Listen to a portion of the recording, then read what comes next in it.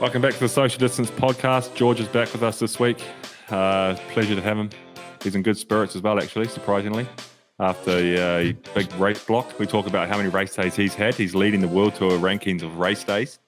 We talk about the guys such as Remco, Van Aert, the rest of them that just race on a different planet to the rest of the World Tour cyclists. Predictions for Flanders, predictions for Roubaix. We touched on how hard Tour of Catalunya was. Jonsey failed his driver's license. Like, share, subscribe. Ken took a speed bump at 60k an hour. Yeah. Like, share, subscribe. Thanks for listening. Let's just run the intro and wing it like we always do and see what comes out of it. Let's get ready to rumble! Front kick. Just getting bored and dance move chat. My radar's going pretty hard at the moment. I think we should. Will you shut up, man? That escalated quickly. We're going to need to get some more qualified guests on this show, eh?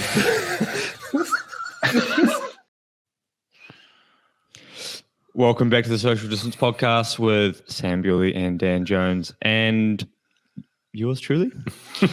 I'll tell you what, boys.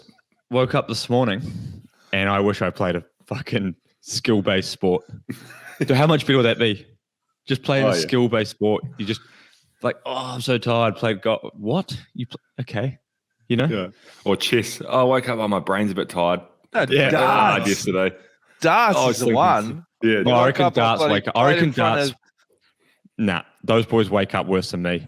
Darts players wake up way worse than us. Hungover and massively high cholesterol levels. Yeah. They wake up with pain in their chest and a tingling in their left arm. Do they have darts in the Olympics? Is that an Olympic sport yet? It should be. I mean, for me, it's better than it's a more qualified sport than rhythmic gymnastics. Or rock climbing. That was a fucking joke. No, rock climbing's unreal. Yeah. That's just blokes like sprinting up walls. Yeah. It's not physical enough for the Olympics, is it? But darts. Do they care about that anymore at the Olympics? Isn't it all about bums on seats? Nah. Like, just have the Olympics every year at Ali Pali and just have like 10,000 pissed up pommy hooligans dressed up. I reckon it'll get more bums on seats. There is like an argument to be made about the Olympics about like they should actually just have it in the same. We should just go back to Greece and have it in Athens school every year. Like it's on the dirt. And even bring in some old school events like wrestling or tug of war or something, just something real primitive. Like let's see who can arm wrestle. Like who has got a stronger bicep than that other bloke, and that's just what we love. Just like have you seen that sport slaps, like the face? Yes, slaps? They gotta shut that shit down. Yeah. Like that's next level because they've got women as well, and I'm just like, I've got a pretty high threshold for garbage sports, but that's pushed me into the red zone. I can't watch it. When I watch one of those boys take a hit, it actually just shakes me.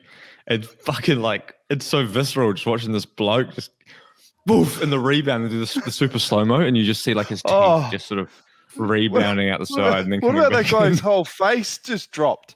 Yeah. And then he was looking at the ref, and the ref was sort of paused as if to go, "Do we stop this?" Like they still don't even know. The dude's face is on the ground. They'll never stop it though. Like they literally they basically get knocked out and they fall, and then someone grabs them, and then they like as long as they can stand up again, they're like, right, yeah, I'm good, and they just stand there and take another one.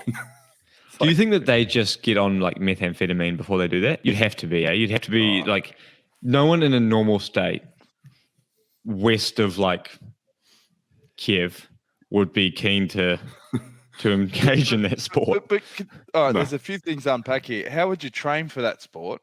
I mean, you just go lip off to people and just go on, hit me.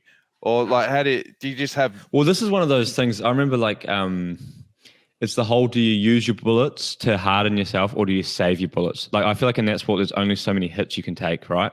So you almost go, I'm going to use all of my hits on race day. So never like protect the head at all costs and then just take like 6 massive doofs. You just work on, I don't know. You probably just walk around with like weights hanging off your head to keep strength in the neck.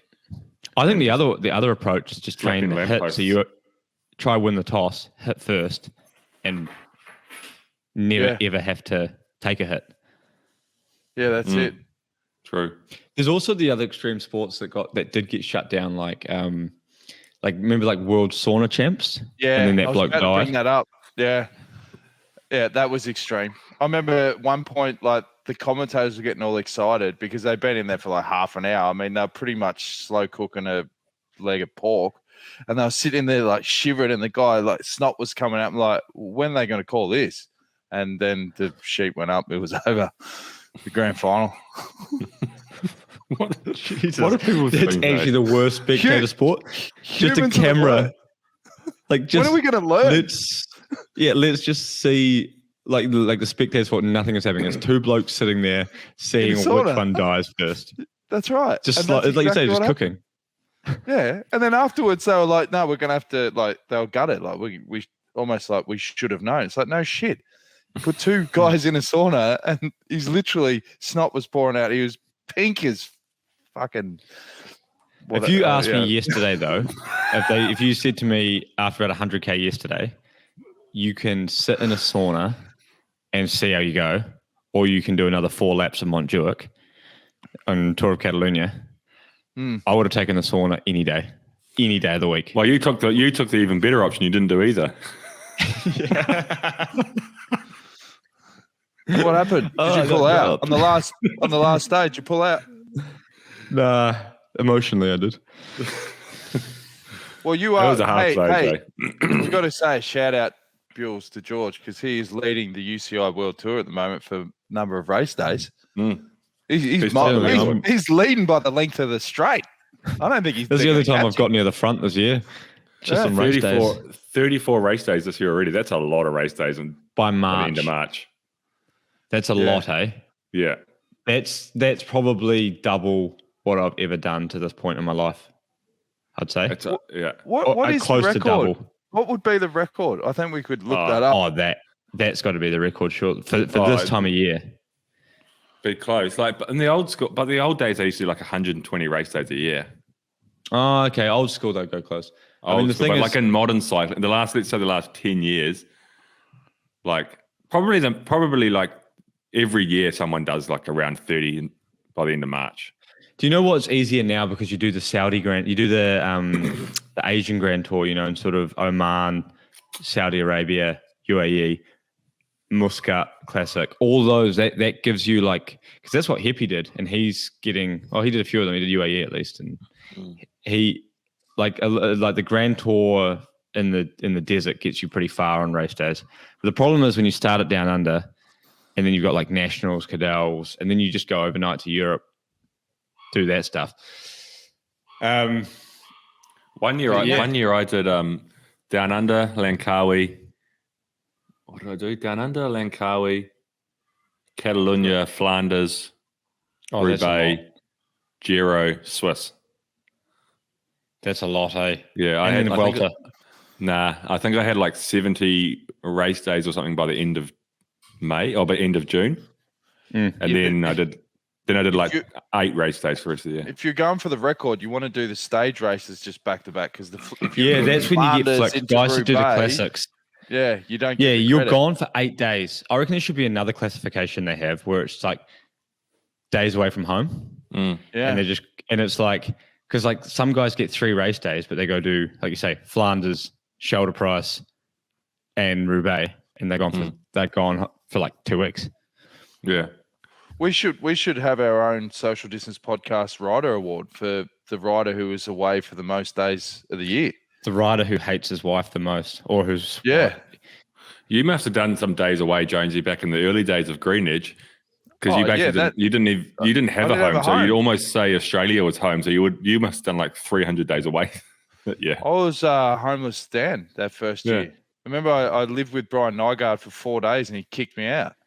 Like I was going to live with him and Luca. I pissed with the door open. Apparently, you don't do that in Italy.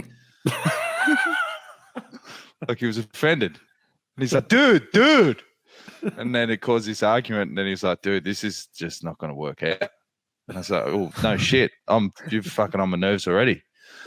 And so we split. This is not. You didn't get kicked out for pissing with the door open. This is like the straw of the camel's back. You've done something. You committed horrific crimes for the first 3 days. What Might do have- you do, Jonesy? well, look, back in those days, I wasn't in great nick. I probably wasn't up for, any sort of exercise, or I was a bit of a sloth. Didn't really have a routine. Probably, didn't really have much going for me. So I don't know if I really added much other So than Brian was like, visiting "Oh, wife. what do you go? What's the plan today, Jonesy? What should we do?" Probably just watch a few movies. Yeah, probably surfaced at like 11. Like he's already been up for 4 or 5 hours. He's probably thinking, this guy's just a pig. Especially Brian, because he's such a foodie as well. Like he would have been like, what do we do tonight? Should we get some like baked artichokes with a bit of romesco sauce and like a nice bottle of vinegar? You're like, no, just get some Maccas or pizza or something. I remember I wasn't like rolling in cash. I was pretty much living on the bones. And he goes, dude, do you want to go out for lunch? I go, yeah, sweet. Dropped like fucking €60 on some pasta dish with some rare wine just for lunch. I'm thinking, shit, this is not sustainable, this lifestyle. Yeah. Is this by day this bloke 4, like I was very just eating Italian. garlic bread. What's that? This bloke doesn't sound very Italian. Nygaard. He's Danish. He's Danish. Oh yeah, that'd be why. He probably listens to the show as well. When we're he's going to a try good and get him, yeah, he's a great guy. When we're going to try and get him on one day, we should have got him on for this chat. We were. Oh, he would have laid the boots in for sure. He would have had another version, and he would have given you the 4 reasons that broke the straw that broke the camel's back. Yeah. But I think we should have like the bad husband award for the year, like the person who's away. Absentee father of the year. Absent. Yeah. Yeah, we should just like make a donation to the guy's kids. No, Like, we and just get a T-shirt, mate. Great writer, shit father, great writer, shit dad. shit husband. Well, they just call it chronically fatigued shit father. Yeah, and then the award should be like a present for the missus and kids. Like they don't see shit. We just get holiday. stuff for the family. We should get him like an inscription to one of those like Big Brother programs, like for like orphans, like the college kids. Like off the Simpsons. Or we'll give his wife a trip to the Maldives when the husband's home. That's right. Oh yeah, he can look after the kids. Yeah, perfect. We'll speak to Jace. Yeah, Miller Resorts. The shit husband award. They'll be all for it. yeah. Yeah. I can see that getting a lot of. I don't understand why that wouldn't get any support, that awards category. I think, George, you should look at what sort of popularity Adam Hansen got for doing back-to-back grand tours, because everyone's going, this is just insane. That'll never be replicated. I think you've got a real chance here to set a record for race days that will never be broken. But I was going to bring him up. Like those consecutive years where he did all 3 grand tours. I mean, it's still a lot of race days, but I don't think he did an absurd amount of race days, because he didn't race. No, I think he did it really between them. smart. That's Yeah. smart. I remember talking to someone about this, and apparently he had a theory that's like, he's like, you lose the same thing we're talking about, but he's like, you lose a lot in travel, not just like one-day races, but like if you go to Catalunya or whatever, it's World Tour Stage race, you travel 2 days before and you generally can't get home that night. So if you just do 63 race days with 6 travel days by doing all 3 grandies, that's unreal. That's really good. Whereas The he problem got is, the it's like, there's this moment that comes, right? Like, I don't know, it's definitely different for GC riders, and it happens to me if I blow up. But like, it happened to me this week because I actually came to Europe riding quite well. Right, did the start of the year well. Everything was going really well. Awesome training. Actually had really good shape. And then like, I just was on the road, and it kind of, I don't know, I ended up just getting worse and worse. And for the first time I got into this like hole where I was like, oh man, I'm actually like really, really fatigued here. And then you get this like sense of dread when you realize it. Like it happened to me like sort of 2 or 3 days into Catalunya when I sort of look at the road book and went, shit, there's 4 days left. And it's like this sudden like survival, like shit, I'm actually suddenly in a real bad nick, and I've got to do these 4 days. Because until that point, everything was all right, And then it kind of dawned on me like, this must have been what it was like every day for like a non-climber who's looking at an uphill start going, oh shit, that's a real red flag here. And like, I've never had like a sense of sort of dread in bike racing unless I'm really shit. And then on the last day, like I was woke up really fatigued. The team's been awesome. They've been like, right, you just need to look after yourself. You've got a bit of a break after this. You got like 3 days off, mate. You're going to be sweet. But you got a massive break. You've done 34 days. We'll give you 3 days off racing, and then mate, you'll be sweet. I got a good 2 weeks, which is pretty. 2 weeks at this time of year is very rare. Not many guys get 2 weeks off right now. But the dread that I had, when I'm looking at this uphill start, I was like, guys must have this every day of a Grandy. So like Adam Hansen might have got to like stage 5 of a Grand Tour and just got this, realized like, oh shit, I've got the creep, got a case of the cron. And then he's like, imagine him staring down the barrel of that and you got 15 days left. Like for me, having 3 or 4 days left and realizing I was in that state was bad enough. And then you see the uphill start, and normally like an uphill start, you're like, yep, all about it. And you kind of hope that the brake doesn't go on the 10K flat before it goes uphill because you're hoping maybe, bit of spice, something could happen on the uphill start. And on the last day, I was just in fear when I realized the brake wasn't going before that uphill start going, oh. The worst I saw of that was good. Swain Tuft at the end of the 2013 Tour de France. And it was one of those tours where, you want to finish. You want to be there at the Champs because that was the tour that they had the jersey and, won a couple of stages, and Swain was a big part of that. But those last 4 days when he was clearly struggling and, bigger, sort of musclier dude, I knew he was fucked. Is like just one of those guys that just goes dead quiet. Like, and you talk to him about whatever and nothing, not even a smirk. And then, like I got to get grabs, and I felt bad. Like, hey, Swain, can I get a quick grab? And he literally, in the politest way, is like, nah, man, nah, I got nothing, man. Can you just? I was like, okay, I've read it. Yep, no worries, mate. Just leave him alone. And he did a potty. And then you just cut that up and put that in as the head. Oh yeah. You cut that, made that the main thing. Swain is fucked. Can he make it? Yeah. Slow mo, then crash zoom in, like with the emotional music. It was all in there. But I used to feel terrible. What you would have loved that start on stage 6 at Catalunya, then, George. I was at Catalunya as well driving the team car. And it's been a long time since I've seen a start like that. You don't get starts any longer than that. It took 95K for the brake to go, 95K.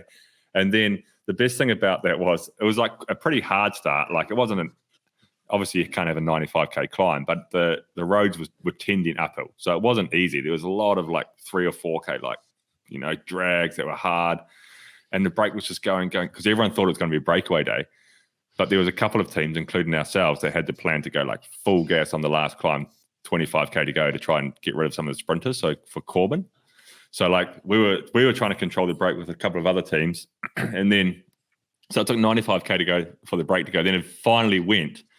And then when the brake went, it was 35 or 40K until the bottom of that climb. And then they got to 1 minute, and then the sprint teams just started riding. And it was just like 95K fight to get in the breakaway on the stage. They thought the brake was going to win, and they got finally went, and they got given maximum gap of 1 minute, and they spent 35K up the road, and they got caught. I've seen that once before in the same race. In I think Giro or MP1 stage into Bewls in Catalunya, like 2017. I was there. I was on that stage. And 100K for the brake to go. The brake was away for 20 minutes. And the brake literally got like 30 seconds. I think Mitchelson started riding. You probably started riding.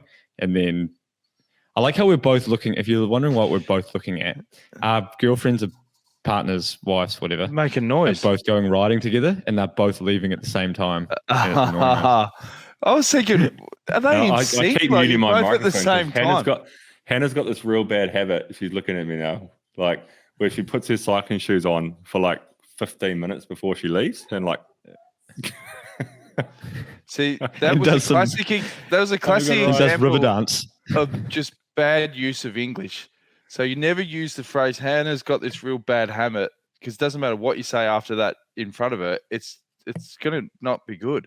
No, you take the bad habit out and just go, yeah, Hannah, she puts her shoes up, just gets straight into it. She's gone now. Well, or you should have said that after she left, because then she doesn't get a show though. So either way, damn if I do, damn if I don't. Shoot from the hip. Oh, she's back. You're just kicking the can down the road. She's- Yeah, it's game on. Hey, Bills, I've got to ask you about a photo, and I don't know how much you can talk about, but I've had some spies on the ground. They've sent me a snap. I just want clarification. There's you and a photo of a guy in a high vis. I don't know if he's a photographer or a motorbike or a cop, but then when I look at a closer examination of your face, I've seen that face before. That's not a face that I like. That's Sam into the red zone. You're listening, That's but you're waiting to say, you're waiting to say something. And if you've taken Kenny's advice, you've got about 83 cents in shrapnel in your left fist ready to go. What's going on? The reason for that face was, so that was a commissaire, motorbike commissaire, after the stage. And the reason for that face is because I knew I'd made, pushed some boundaries.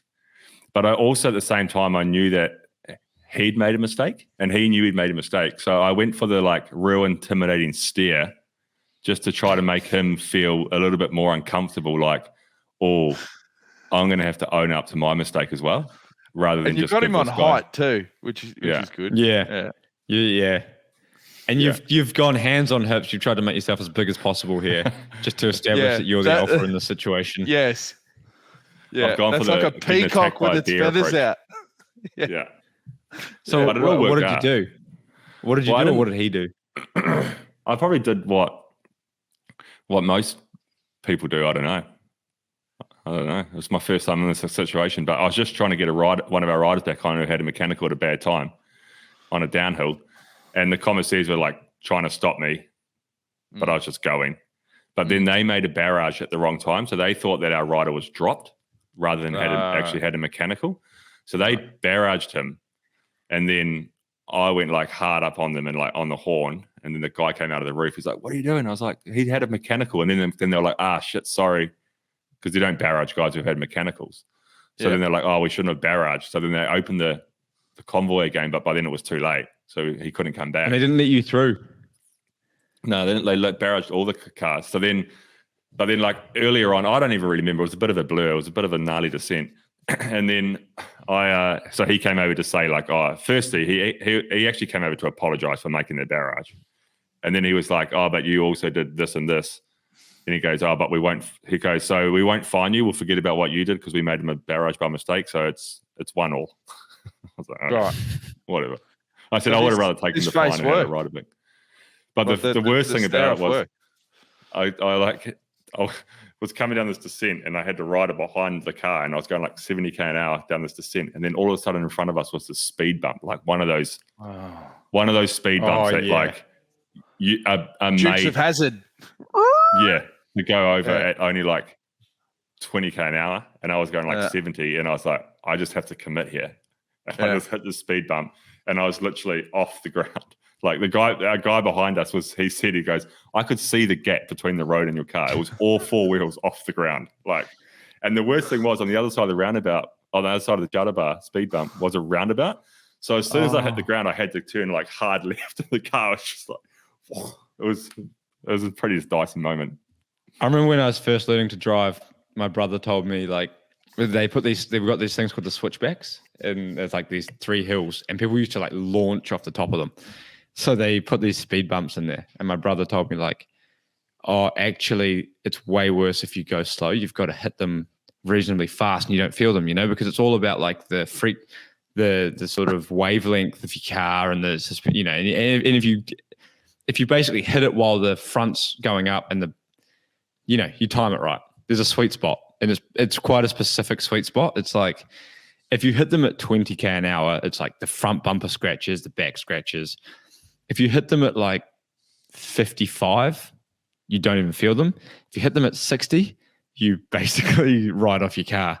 And I remember the first time lining one up, he's like, "Yeah, just go fast. It's way smoother." Boom, front of the car, my old Subaru Impreza, bumper. My dad had the same theory. I remember the first time I ever witnessed my dad with the same theory. I was sitting in the back seat of his Toyota Hilux. We just left McDonald's after playing water polo or something, and I was holding the cup holder, with the Cokes in it. Yeah. And he was just coming into the speed bump, and I was like, Dad, I want to drink Gotta these hit it Cokes. fast, mate. I don't want to swim in them. And he just hit it at warp speed. But he hit it at the sweet spot. Like he nailed it. My dad, he'd nailed it. Oh, he nailed it. Nailed Yeah, I the nailed it. dismount. Okay? It was just like, it was just muscle memory. You just hear like a... And it was just like, I was like, oh, that was smooth. So I sort of took the same theory into the stage 6 of Tour of Catalunya and didn't work the out other the way. same. Yeah. I've Take the car back later today and check for damage. I failed my driver's license first crack, and it was teed up. My parents were going away that weekend, and it was like, oh, I'm going to get the car, and once you get the car, you get freedom. And yeah, I fucking cut someone off at the lights. They were taking ages, and then I was like, fuck, I'm just going for it. And then the guy said, oh, can you pull in like around the corner? This is in Sale near the Lake Guthridge. And I thought that's when we were doing the reverse park. I thought, fuck, I've nailed this. And then then when we pulled over, he goes, can you turn the ignition off? I thought, that's so good. No. He goes, who was meant to give way back there at the lights? And I go, I was, but they were taking ages coming out of the car wash. There was no danger there. He goes, no, you were meant to give way. That's where the test ended. He goes, Trevor, drive us back to the Vic Roads. I had to fucking get out of the car, and old Lizard was walking his dog around the lake, and he knew I was going for the test. And he just goes, JJ! Like, I got I've passed. I had to do the head shake, get into the driver's seat, and get driven back to Vic Roads. Like, the drive of shame. I was fucked, man. Yeah. So that then brings I back couldn't like get another one of those test for a feelings. month, It's like a real specific fear, the driving test fear. Like it's something that, like, as you talk about it, I can really remember it. Like it's such a specific fear. And it's like weird how you have those like specific feelings about something. Like this morning I went down to this stationery shop to pick up a package that was meant to be dropped off there for me. And I walked in and I saw all the new books, like pencils, pens, everything like this. And I got this like crazy feeling. I was like, this is a feeling that it's very, very specific feeling that only existed once a year for like 10 years of my life. And it was the day you got new stationery. Do you remember that feeling? Oh yeah. And I was just like, this is so specific. And I was like, this is my year. I'm keeping my books clean. I'm going to laminate the front covers. And just seeing all the stationery, I was like, I just want to buy some stationery. I nearly walked out of there with like 3 AB7s. AB7s. Those old chestnuts. Did you guys finish year 12? Or were you cycling? You pissed off school? No, I finished school. Yeah? Yeah. I went to we had year 13 in New Zealand, though. Did one more year. It's why New Zealand's a bit more educated. Yeah, right. No, hang on. We do prep. Ours goes prep 1, 2, 3. You count prep or you first years? So no, we do intermediate. What's so intermediate 2 years? What's prep? So you do kinder, then you do prep, and then year 1, year 2, right up to year 12, and you finish in year 12. Yeah, we do kindergarten, and then we do new entrants, and then we do year 1, 2 through to 13. Yeah, so it's the same, George. You don't do an extra year. What are you talking about? How old are you when you start school? 5. How old are you when you leave school? 18. See, we do an extra year. We live in with 20. You leave when you're bullshit. I was going to say, we do real good maths because 18 plus 1 is 20. I still remember, like, did you, with your year 12 exams, did you have like a 2-week period where you had to cram all your study in? They used to call it SWAT vac in Australia. I would call it. So the what 2 power weeks. SWAT. Isn't that what you get vac. when you sit in a hot car? Swamp ass. Swamp ass. Yeah, they call it swamp ass. It's like 2 weeks where you study. And I remember the first day I did it, I went to Target in Sale, and they had Sony PlayStations on sale for like $80, one day only. And I remember thinking to myself, fuck, better not. Like, better not. And sure enough, I fucking got it. So instead of cram and study that night, I was breaking 100-meter records because it came with like the Olympics game. This is like 99. It must have been left over from a couple of years earlier. Where it was like, remember the 2 buttons to do the 100-meter sprint? I never played that game. Playing that. Oh, it's awesome. I was playing that fucking non-stop. Anyway, I bombed out year 12. Got fucking heaps of shit. I got a UG on Cat 3, which means ungraded, like a 0. My dad, I'd had to tell my dad, they were still marking it. Don't worry, the results are coming in. They're still marking it. He goes, what are you talking about? They're marking everyone's. everyone's fucking great. And then Baz Fosbury sitting next to me goes, no EMU. That means he got a UG, which is a 0. Basically means like he didn't even get a score. So, yeah, thanks, Baz. Fucking straight under the bus. Ooh, you talk about cold sweats. I'm thinking about those fucking chats after that. Ooh, all's well that ends well. Cold sweats as well. Do you reckon, like, taking this back to cycling, do you reckon, does the rest of the peloton these days just get the cold sweats when they see either Van Aert or Roglic or Remco on a start line? Because, like, if you look at what happened in the 2 races yesterday, Stage 7 of the Tour of Catalunya, or the POG, Stage 7 of the Tour of Catalunya and Gent-Wevelgem, what happened in those 2 races was there was a whole bunch of bike riders racing what you would call racing as how racing normally is, how racing normally has been in the past. Hard, but there's like, the level's quite close. There's like 10 or 15 guys on a hard circuit or on Gent-Wevelgem and the shit where they're fighting against each other. And then there's 2 guys just like in another fucking planet 2 minutes up the road. Like, Gent-Wevelgem. Do you know what people resign for now? Yesterday I saw in Catalonia, I didn't get to see Gent-Wevelgem. I was thinking about watching a replay. It sounded like a hell of a race. But in Catalonia, what I saw is that third was winning. You know what I mean? Like, so people went, all right, you guys piss off, you two, because, and there was, like, for sure for the first 5 days, we tried to beat those guys, 100%. They had every intention of trying to beat them.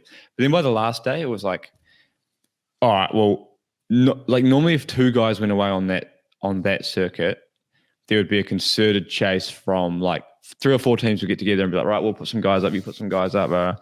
People went, well, they're already first and second, and B, what the fuck are we going to do about it? You know what I mean? Like, yeah, like when they attacked on the climb, Remco and Roglic attacked on that climb with like 4 laps to go on the Montjuic circuit in Barcelona. Like, Soler did a good effort to follow, but eventually he was found out and he was got dropped from them because they're too fast. But like no one else, like you could sit back and go, oh, why don't just we knew they were going to go, just follow them. But the reality is, people just all the other guys just go, we actually can't.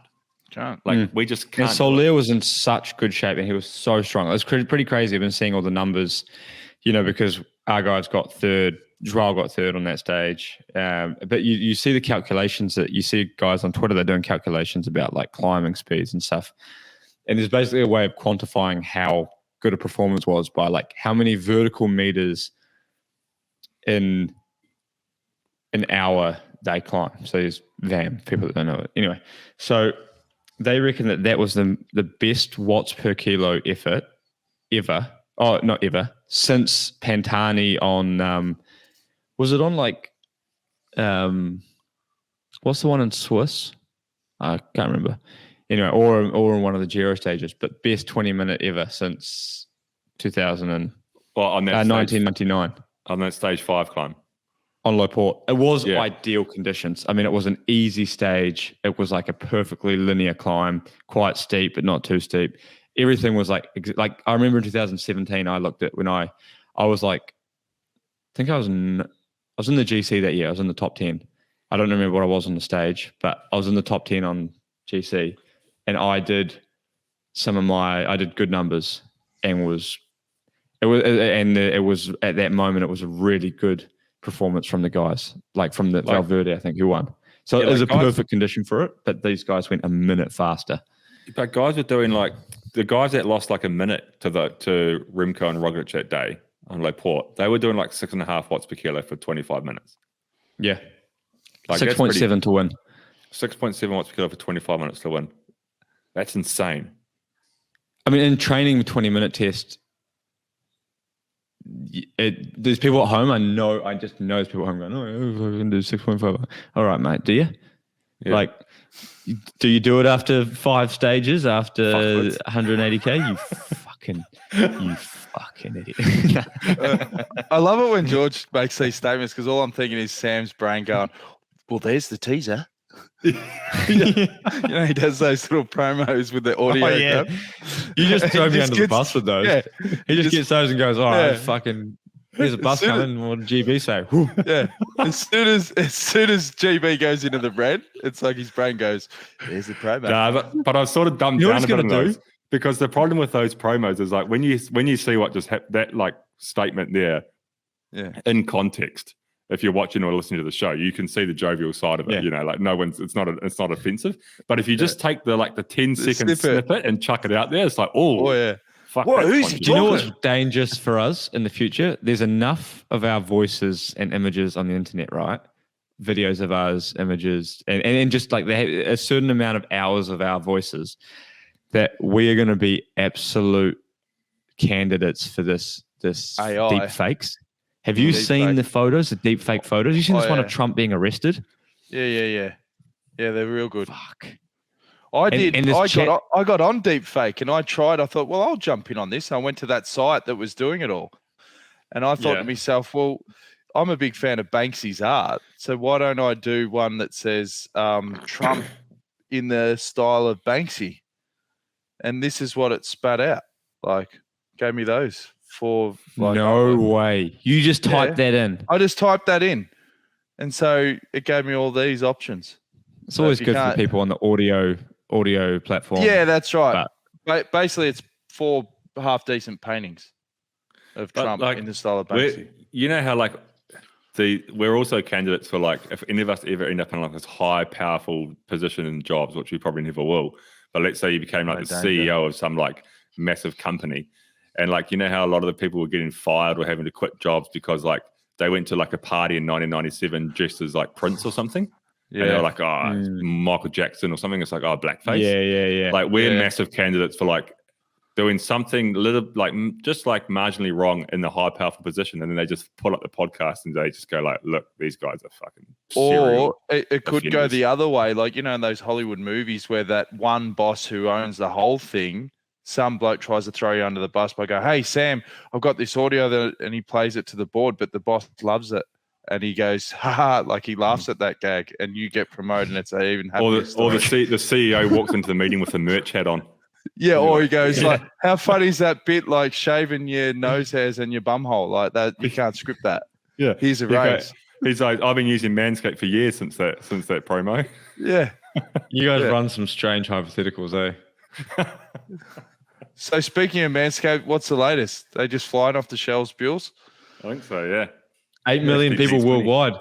And this is crazy. I remember when we first ran the ad for them, it was 6 million worldwide. They've gained 2 million.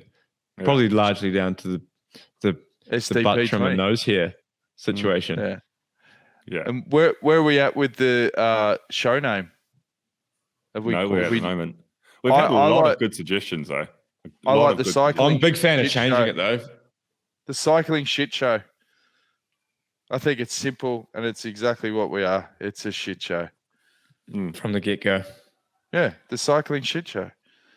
Who suggested that? We'll give them a shout out. But I think we just narrowed it down to 4 as we said we'd do last time. And we've got no update because we've been busy. But I think we narrowed it down I've to been 4 offline with our for a month. But we'll stick around after the show and have a chat. Do you know what I'm finally getting around to doing today? Is when I lost my bike and I put it on Twitter and some people helped me find it, I was like, yeah, I'll send you some stuff. That was 2.5 months ago. So I finally today, I'm like, right, I'm home, going to the postie, sending these blokes some stuff. Oh, good on you, Yeah, mate. nice. So you're a man of your word. So who's going to win? Let's do some Tour of Flanders predictions then, because that's next. Yeah, up. because this will, what races will be on before the next step? We'll Flanders do is this weekend. Our next step will be after Roubaix. Oh, all right. Flanders and Okay. Roubaix. I reckon Van Aert's going to win Flanders, or a wild card. That's not a Is huge wild Remco card. but like, riding it? nah, No. Pogacar will go close. He's doing it, I guess. Pog doing it? Yeah, Pog for Flanders, Wout for Roubaix. But do you know who else I reckon for Flanders is a potential winner? Like a little bit of a not left field, but like a chance is Ghana, Felipe Ghana. No, didn't he drop himself yesterday? I thought he was out. Oh, is he? Oh, he He's the hurt modern himself day- for sure. He's the modern day Cancellara, Ghana. Yeah. But like he's going as well at the moment. Man, he's lean. Holy shit. But I reckon Van Aert. I'm calling Van Aert for Flanders. Geez, going out on a limb, mate. Pog. Both of you guys going out on a limb. That is a huge. I thought you were going to say something like, we said earlier in the show, like it's like there's World Tour cycling and then there's Universe Tour cycling, and there's these 4 or 5 guys that just are operating they're just in orbit. Well, then let's talk about the real race for third. Yeah, okay, let's talk about third. Who's going to be real best of the winner? rest in Flanders? Yeah. Do you know who I Who's gonna be reckon is the going to have to be People's good? champion Is someone at from Flanders. Quickstep. Yeah, Because I read this comment that Lefebvre said, and man, this guy writes a great column because he was talking about their performance. If he's 6 wines in, No, it's but the next best level. was he goes, they're talking about I think it was E3 they were talking about, and he's like, the only good thing about yesterday was what I had for lunch at the hotel. And I was like, oh, he'd hate it I thought if it he's was not great. chalking up a bankroll of massive wins. He just gets No, but I shittier and feel like shittier and then Quickstep- just blows up. I feel like Quickstep have got to be good. They're a classics team. Belgium. Someone they'll pull it out. Lampard or Askren. Do you know when I hear Askren? I just think of a South African saying ice cream. Daryl Limpy asking for an ice cream. Pay that, George. That's funny. Mate, you're back. 2 weeks off. He's back. it's been filthy mate, weather in that's about all Belgium, though, eh? Yeah. Wonder if it's going to continue through. terrible. Anyway, boys, that's about all I've got to offer. So Righto. Like, share, subscribe. Any nuggets of wisdom before we go, Bills? No, it was another, loosely based cycling show. I think we touched on cycling for about 7 minutes of the 45. So it's good Cycling to be keeping shit show. with tradition. The Hoop Group. My mate, Scott Murphy, he suggested that. That's a good one, Hoop Group. Yeah. Maybe 2 related to basketball, though. Yeah. I was thinking it was too related to bumholes. Well, then it's perfect. Slides in with Manscaped. 3 assholes. Manscaped presents the Hoop Group. Perfect. All right. Yeah. See you soon. All right. All right.